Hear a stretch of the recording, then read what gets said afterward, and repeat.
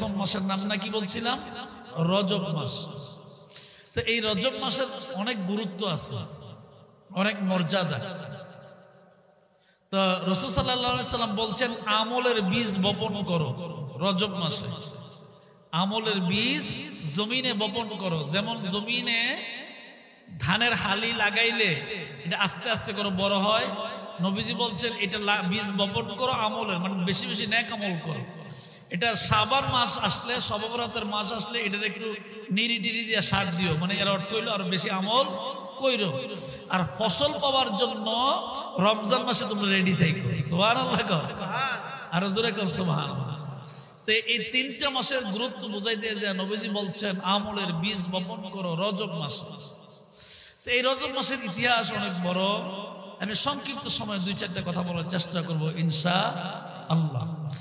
আমার সামনে একটা কোরআন শরীফ আছে, কোরআনে কারিমে আল্লাহ তাআলা যত কথা বলেছেন এর ভিতরে রজব মাসের ব্যাপারেও আল্লাহর নবী সুন্দর সুন্দর কথা বলছেন।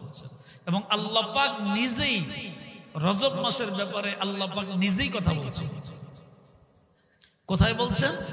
কোরআন শরীফের মধ্যপাড়া হলো 15 পারা। আপনি 15 পারা খুললে দেখবেন 15 পারা শুরুতে একটা সূরা আছে, সূরাতুল বানি ইসরাঈল, সূরা বানি ইসরাঈল।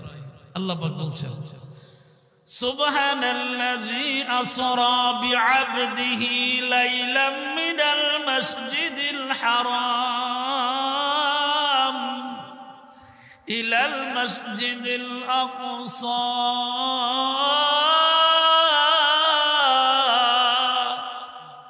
জবানটা খুলে বলবেন আল্লাহু আকবার, আরো জোরে বলবেন আল্লাহু আকবার, আল্লাহু আকবার।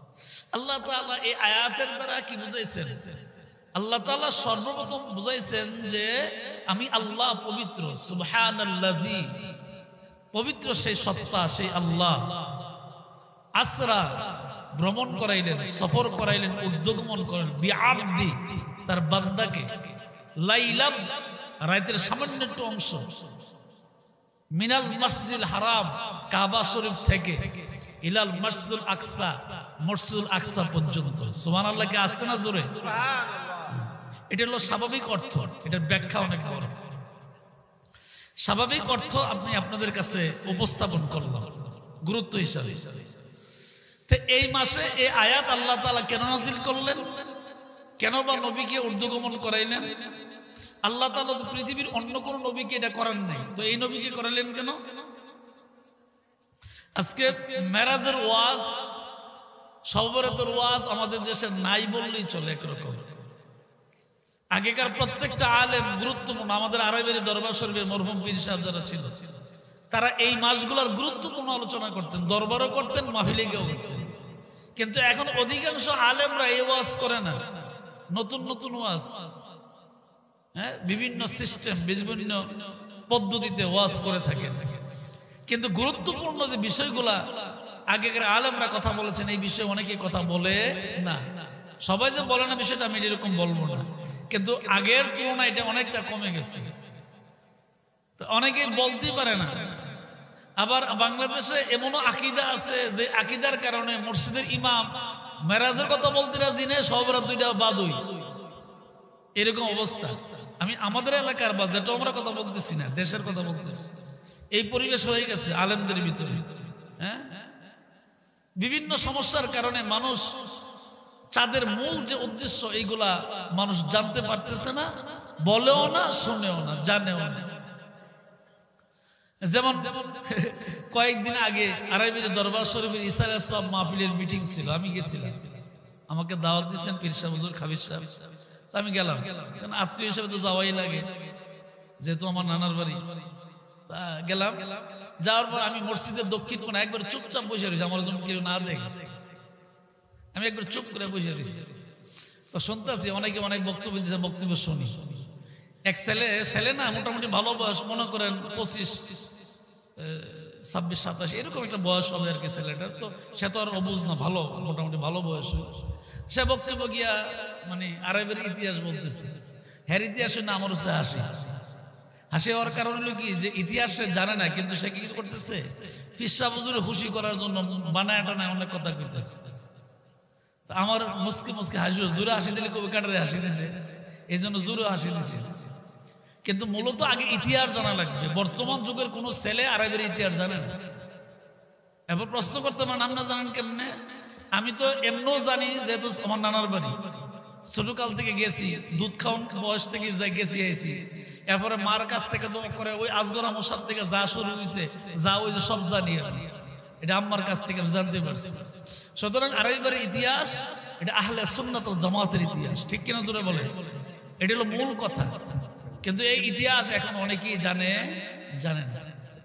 তা এখন আপনাদেরকে যে কথাটা বুঝাইতে চাইলাম তা হলো এই, প্রত্যেকটা চাঁদের যে একটা গুরুত্ব আছে, এই গুরুত্বের বিষয়ের উপরে অনেক ইমামরাই কথা বলে না।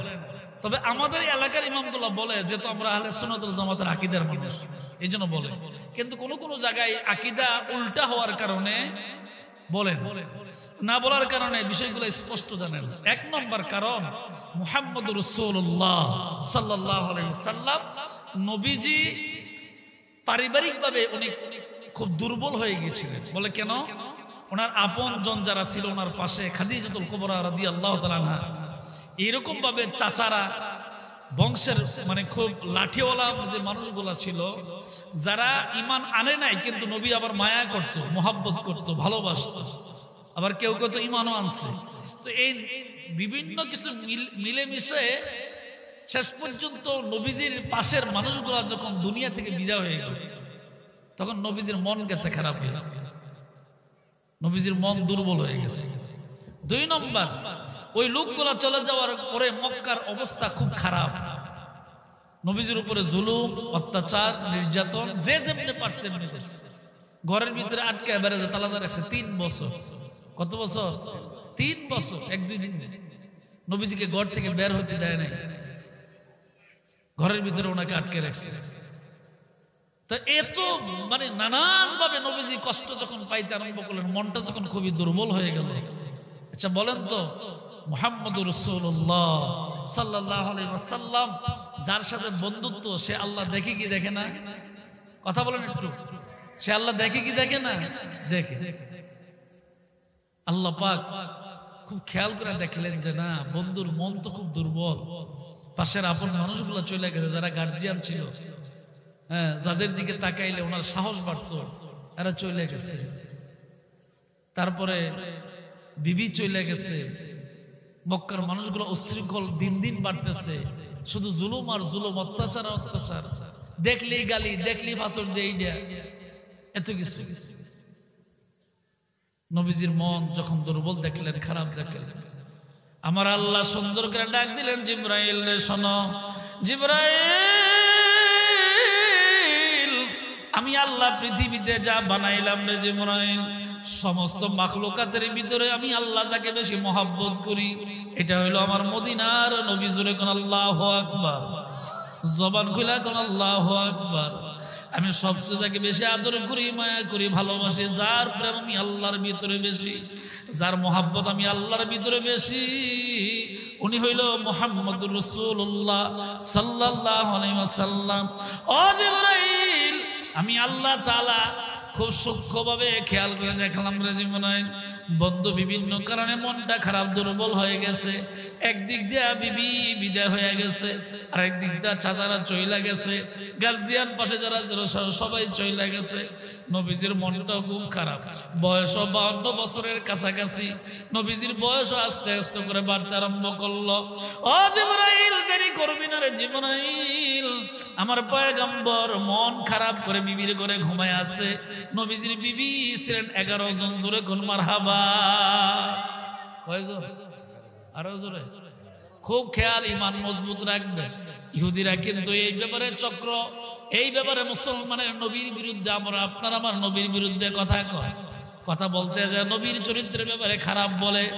আল্লাহ ডাকতে বলে, জিবরাইল, ও জিবরাইল, পয়গম্বরকে তুমি জানায়া দাও, তাম পৃথিবীর মানুষদেরকে জানায়া দেওয়ার জন্য আমার নবী ইচ্ছা করে একটা বিয়ে করে নাই, আমি আল্লাহ পছন্দ করে করে নবীর বিয়ে করাইছি। সুবহানাল্লাহ, হুজুর বলবেন।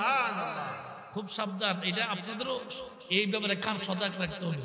ইহুদিরা কিন্তু ষড়যন্ত্রকারীরা বলে যে আব্দুল্লাহর ছেলের চরিত্র খারাপ ছিল। নাউজুবিল্লাহ। কি আসতে বলবেন না জোরে বলবেন? আল্লাহ পাক সিদ্ধান্ত নিলেন, জিব্রাইল রে তুমি জানায়া দাও, নবীজিকে বলে দেওয়ার জন্য, তাম পৃথিবীর মানুষদেরকে জানায়া দেওয়ার জন্য আমি আল্লাহ তাআলা সিদ্ধান্ত করে করে নবীজিকে আমি আল্লাহ বিবাহ করাইছি। ইচ্ছা করে নবীজি কোনো বিবাহ করে নাই, বিবাহ করাইছি, দাম্পত্য জীবন দিয়েছি। নবীজির ঘরের ভিতরে দাসী, ওই সময় দাসের প্রথা ছিল, দাসী পর্যন্ত ছিল। আল্লাহ পাক ডাক দেয়া বলে, পয়গম্বর আপনি শোনেন, নবীজির বিবি ছিল 11 জন, দাসী ছিল 2 জন, এই মোট 13 জন। কেউ কেউ হয়তো বলে নবীজি বিয়ে করছেন 13টা, না 13টা বিয়ে করে নাই, 11টা বিয়ে করেছেন, 2টা দাসী ছিল, মোট 13 জন। আল্লাহ নবীর খেদমত করতেন, খাদেম ছিল, খেদমত করতেন। পয়গম্বর যখন সবাইকে হারাইলেন, মনটা দুর্বল হয়ে গেল। মন দুর্বল হওয়ার কারণে আল্লাহ পাক জানেন, ও জিবরাইল, উমর খাদিজা চইলা গেছে, কিন্তু পরবর্তী বিবি যারা আছে তারা তো আছে। মনটা খারাপ, মক্কার পরিবেশ ভালো নয়, নবীর বয়স 52 বছর হয়ে গেছে। জিবরাইল, দেরি করবি না, আমার পয়গম্বর বিবির ঘরের ভিতরে উম্মে হানির ঘরের মধ্যে শুয়ে রইছে। ও জিবরাইল, যা যা, কাবার কিনারে যা, কেবার কিনারে যাইয়া ঘরের ভিতরে প্রবেশ করবি, অনুমতি নিয়ে প্রবেশ করবা। ওই ঘরের ভিতরে যায় পয়গম্বরকে নিয়া মসজিদুল হারাম থেকে, কাবা শরীফ থেকে, মুসলমানদের প্রথম কিবলা বাইতুল মুকাদ্দাস, ওই বাইতুল মুকাদ্দাস পর্যন্ত তুমি লইয়া যাইবা। আল্লাহ পাক জানায়া দিলেন। জিবরাইল রেডি হয়ে আসলেন, উম্মে হানির ঘরের ভিতরে গেলেন। যাওয়ার পরে তাকে দেখে নবীজি ঘুমাই রইছেন। সুবহানাল্লাহ, আরো জোরে। নবীজি ঘুমাই রইলেন। এই ঘুমন্ত অবস্থায় দেখিয়া জিবরাইল চিন্তা করলেন, কি করব, কেমন করে ডাক দেব, ডাক দিলে তো বিয়াদবি হবে, ঘুম ভাঙ্গা যাবে। নবীর মনে কষ্ট দিয়া জিবরাইল, আমি জিবরাইল কি জবাব দেব আল্লাহর দরবারে? আমি যদিও ফেরেশতার ভিতরে সম্মানিত, নবীর পায়ের ধুলার কাছে আমি কিছু না, আমি কি জবাব দিব আল্লাহর কাছে? ভয় পায়, একবার পায়ের দিক দিয়া যায়, আর একবার মাথার সামনে দিয়া যায়, একবার শুধু আপ ডাউন করে। কি করবে চিন্তা ভাবনার ভিতরে পড়ে গেল। হঠাৎ করে নবীজির পা মোবারকের সামনে পেছন দিক দিয়া পায়ের কাছে গিয়া নবীজির পায়ের তালুর ভিতরে আস্তে করে জিবরাইল জিহ্বাটা লাগাইয়া দিল। আল্লাহু আকবার। জিহ্বাটা যখন লাগাইয়া দিল, নবীজি ঠান্ডা অনুভব করলেন, পায়ে ঠান্ডা লাগছে। ঠান্ডা অনুভব করার কারণে ঘুমটা নবীজির ভেঙে গেল, চোখ খুলে গেল। নবীজি সাল্লাল্লাহু আলাইহি ওয়াসাল্লাম চোখ খোলার পরে তাকায় দেখে পা মুবারকের দিকে তাকাইলেন। মানুষ যখন লম্বা হয়ে শুয়ে থাকে, চোখ খুললে তো পায়ের দিকে নজর যায়, ঠিক কিনা জোরে বলেন? পায়ের দিকে নজর করে তাকায় দেখে জিবরাইল দাঁড়াই রইছে। জিবরাইল, এখানে কেন দাঁড়াই রইল? জিবরাইল, ইয়া রাসূলুল্লাহ, আপনাকে নেওয়ার জন্য আসলাম। নবীজি ডাক দিয়া নেওয়ার জন্য আসছো, ভালো কথা, ডাক দিলা না কেন? নবীজি গো, এই ঘুমের ভিতরে ডাক দিলে ঘুম ভাঙলে আপনার কষ্ট হবে, এই জন্য ডাক দেই নাই। জিবরাইল, কি করলি রে জিবরাইল? কেন আমার পায়ের তালুর মধ্যে জিহ্বাটা লাগাইলি? কেন লাগাইলি রে জিবরাইল? জিবরাইল, তোমার সম্মান অনেক বেশি, তোমার মর্যাদা অনেক বেশি, কেন তুমি এই কাজটা করলা? ডাক দিতে পারতা। জিবরাইল ডাক দেখো, নবীজি, আল্লাহর কসম করে বলি গো নবীজি, আপনি হয়তো জানেন ফেরেশতার ভিতরে আমার মর্যাদা বেশি, কিন্তু নবী আপনি জানেননি আল্লাহর সমস্ত সৃষ্টিজীবের ভিতরে আপনার মর্যাদা বেশি। এত আস্তে করে সুবহানাল্লাহ, আরো জোরে। আপনার মর্যাদা অনেক বেশি, আপনার মর্যাদার উপরে কোন সৃষ্টিজীবের মর্যাদা নাই। মোহাম্মদ কো আগার পয়দা না করতে, মোহাম্মদ কো আগার পয়দা না করতে, জমিন ও আসমানো পয়দা না হতে, গুফতে मूसा बाखुदादर को है तुर, गुफ्ते मूसा बाखुदादर को है तुर, गुफ्ते मोहम्मद बाखुदादर अर्शे नूर, गुफ्ते मोहम्मद बाखुदादर अर्शे नूर। ओ जिब्राइल, কি করব, কোথায় যাব? ইয়া রাসূলুল্লাহ, কাবার কিনারে আপনাকে নিয়ে যাব। কাবার কিনার থেকে এরপরে আপনাকে নিয়ে বাইতুল মুকাদ্দাস ফিলিস্তিনে যাব। ওইখানে যাওয়ার পরে যা করার দরকার ওইখানে গিয়া করব। নবীজি বললেন, জিবরাইল, আমার যে লয়ে যাইবারে জিবরাইল, আল্লাহর দিদারের জন্য, এটা তো বুঝতেই পারলাম। জিবরাইল রে, আমার আল্লাহর জিজ্ঞাসা করো, আমার উম্মতের খবর কি? আরো জোরে কর। আমাকে যে আল্লাহ মেরাজ করাবেন, আল্লাহ ভ্রমণ করাবেন, আমার সঙ্গে দিদার করবেন, দেখা করবেন, আমিও দিদার লাভ করব। ও জিবরাইল আমাকে মেরাজ করাইবেন, আমার উম্মতের জন্য আমার আল্লাহ কি করবেন? আল্লাহ ডাক দিয়ে জিবরাইল রে বন্ধুকে জানায় দাও পেরেশানি না করার জন্য, আমার বন্ধুর উম্মতেরা নারী হোক আর পুরুষ হোক 5 ওয়াক্ত নামাজের আযান শোনার পরে যখন নামাজের মধ্যে সাজদা দিবে, আমি আল্লাহ নিজে যাইয়া বান্দা বান্দির সঙ্গে মেরাজ করব। আরো জোরে। নবীজি ঘর থেকে বের হইলেন, বিবির ঘর থেকে বের হইলেন। বের হওয়ার পরে নবীজি ওযু করলেন, ওযুর পানিগুলা গড়ায় গড়ায় নিজের দিকে যাইতে আরম্ভ করলো। আল্লাহ নবীর ওযু কমপ্লিট হয়ে গেলেন। জিবরাইল ফেরেশতা সহ মসজিদুল হারাম মানে কাবা শরীফে গেলেন, যেটাকে কাবা শরীফ আমরা বলি, মক্কা শরীফ বলি, এটার নাম হলো মসজিদুল হারাম। মসজিদুল হারাম, এই মসজিদুল হারামে গেলেন। নবীজি রেডি হয়ে গেলেন যাওয়ার জন্য। আল্লাহর পয়গম্বর রেডি, জিবরাইলও রেডি। জিবরাইল এবার বললেন নবীকে দেরি করবেন না, চলেন বাইতুল মুকাদ্দাসের দিকে যাই। বাইতুল মুকাদ্দাসের দিকে যাইতে আরম্ভ করলেন। বাইতুল মুকাদ্দাসে গেলেন। বাইতুল মুকাদ্দাসে যাওয়ার পরে নবীজি দাঁড়ায় রইলেন। আমার আল্লাহ সমস্ত ফেরেশতাদেরকে ডাক দিয়ে বলেন, ফেরেশতারা রে আর জায়গায় থাইকো না, সমস্ত ডিউটি বন্ধ, বাইতুল মুকাদ্দাসে চলে যাও। সুবহানাল্লাহ, রাসূল কইবেন না? সবাই তোমরা বাইতুল মুকাদ্দাসের ভিতরে চলে যাও। ফেরেশতা সব বাইতুল মুকাদ্দাসে চলে গেল। আমার আল্লাহ ডাক দিলেন, ও কবরের ভিতরে যত নবীরা আছে, ঈসা আলাইহিস সালাম পর্যন্ত, আদম থেকে ঈসা আলাইহিস সালাম পর্যন্ত যত নবী কবরের জগতে আছে, সমস্ত নবীদেরকে আল্লাহ পাক বললেন, ও নবীরা তোমরা সবাই বাইতুল মুকাদ্দাসের ভিতরে চলে যাও। সমস্ত ফেরেশতা সমস্ত নবীরা বাইতুল মুকাদ্দাসে হাজির হয়ে গেলেন। আল্লাহ নবী বাইতুল মুকাদ্দাসে দাঁড়ায় রইলেন। আমার আল্লাহ ডাক দিয়ে বলেন, জিবরাইল আমার বন্ধুকে বলো, আমার বন্ধুর অনেকগুলা লকবের ভিতরে একটা লকব হইল ইমামুল মুরসালিন। জোরে বলে কি নাম? ইমামুল মুরসালিন। আমার নবী সমস্ত ইমামদের ইমাম, সবার নেতার নেতা, সবার ইমাম। আমার নবীর সামনে কেউ ইমামতি করতে পারবে না। ও জিবরাইল নবীকে বলে দাও ইমামতি করার জন্য, মানে মেহরাবের ভিতরে যাওয়ার জন্য। মিম্বরকে পাশে রেখে উনি ইমামতি করবে, উনি 2 রাকাত নামাজের ইমামতি করবে। সমস্ত নবী এবং ফেরেশতারা ওনার পেছনে নামাজ পড়বে। আমি আল্লাহ ওনাকে সবার ইমাম বানায়া দিলাম।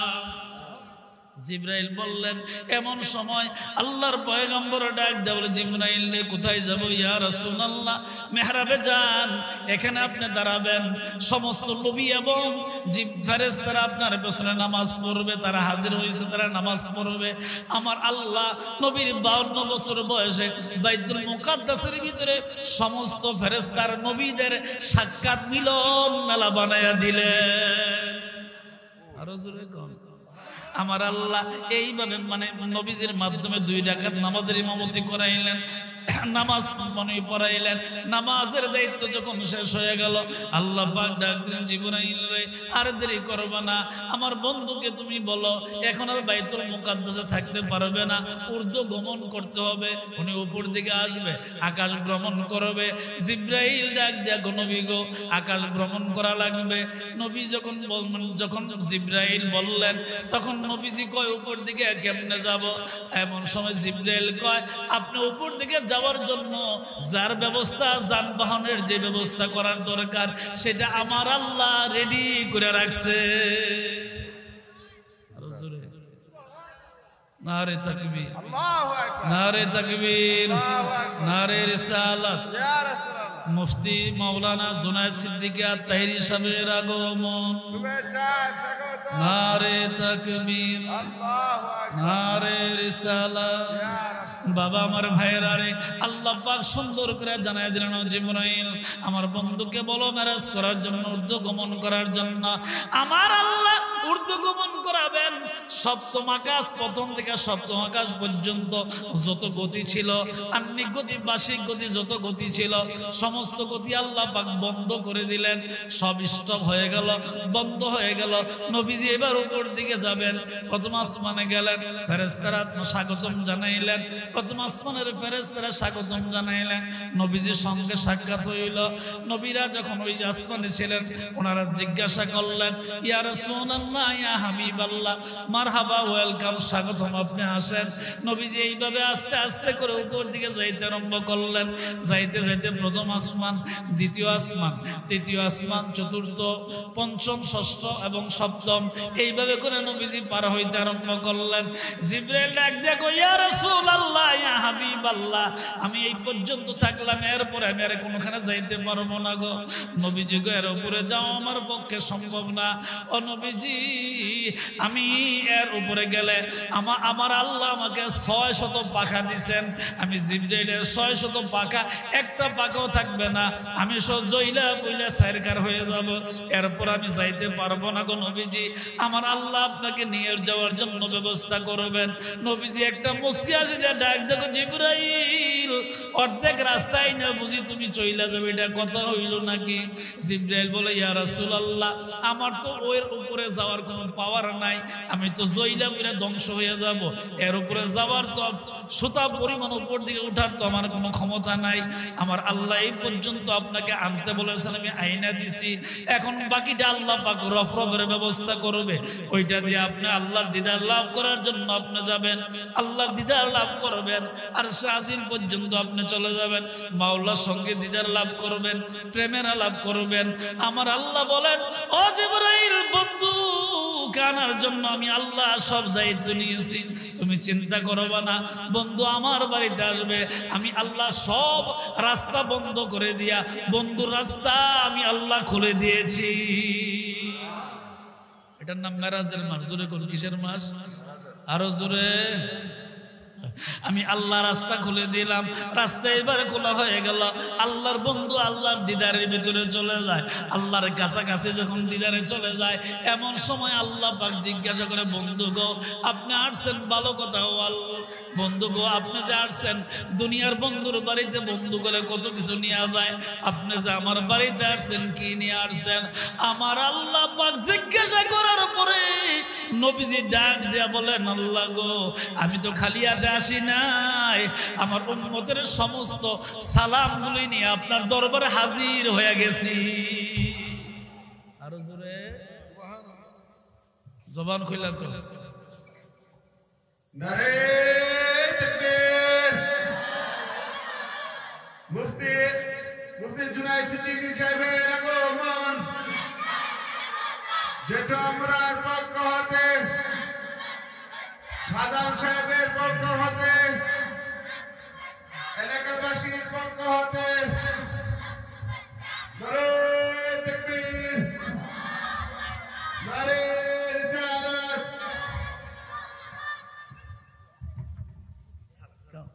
কেমন আছে?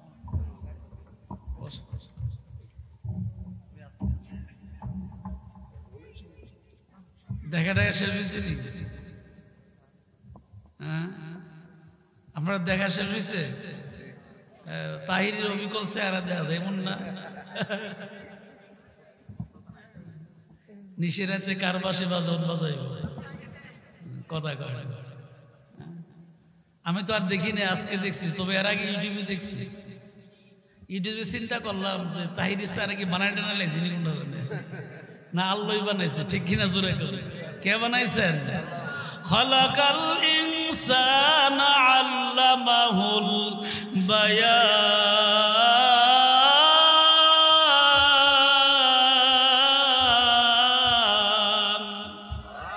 জবান খুলে আল্লাহু আকবার। আচ্ছা বলেন, এই আমাদেরকে কে বানাইছেন? আল্লাহ বানাইছেন। এই যে আমরা, আমার ভাই সহ, আমাদের প্রধান আকর্ষণ সহ, আমরা যে এখানে সবাই বৈশা দিছি, কেউ চেহারার সাথে কেউ চেহারা মিল আসেনি, মিল নেই। আল্লাহ পাক এক একজনকে এক এক সুন্দর চেহারা বানাইছে। আমি যখন বাড়িতে ইউটিউবে ওনারা দেখতেছিলাম যে বক্তা দাও, যে দেহি বক্তাটা কেমন, ইউটিউবে যখন সার্চ দিছে আইছে, আমার ছেলে মেয়ে আব্বা এটা দিয়ে অবিকল গিয়াসউদ্দিন তাহিরি দেয়া আমি কই না ওনার বাড়ি সাবরে আমার বাড়ি কচুয়া সাবপুর অনেক দূর কোন আব্বা একই রকম দেখা যায় মানে আমার ছেলে মেয়ের দিকে খুব খুশি কারণ হেরা তো আমার পুত্রার পাগল তাহির হইল আমার পুত্রা বিলাম তালু আর উনি এটা যাও এবার এটা পরইব আজকে না আল্লাহ যেন আমাদের সবাই কবুল করে জোরে কোন আমিন জবান খুলে কোন আমিন আমি যেই কথাটা বুঝাইতে চাইলাম তাহলে এই যে আল্লাহ তাআলা রজব মাসের একটা মর্যাদা দিয়েছেন বিশাল আর মর্যাদা দিয়েছিলেন প্রিয় নবী মুহাম্মদুর রাসূলুল্লাহ সাল্লাল্লাহু আলাইহি ওয়াসাল্লামের উসিলার মাধ্যমে ঠিক কিনা জোরে কথা বলেন ঠিক না ঠিক সুতরাং আল্লাহ তাআলা এই আল্লাহ পাকের শ্রেষ্ঠ 3টা মাসের ভিতরে প্রথম মাস রজব এই রজব মাসের বরকতে যেন আল্লাহ আজকের মাহফিল কবুল করেন একটু জবানটা খুলে কোন আমিন আরো জোরে কোন আমিন একটু মহব্বতে দুরূদ শরীফ পড়েন আল্লাহুম্মা সাল্লি আলা মাওলানা মুহাম্মদ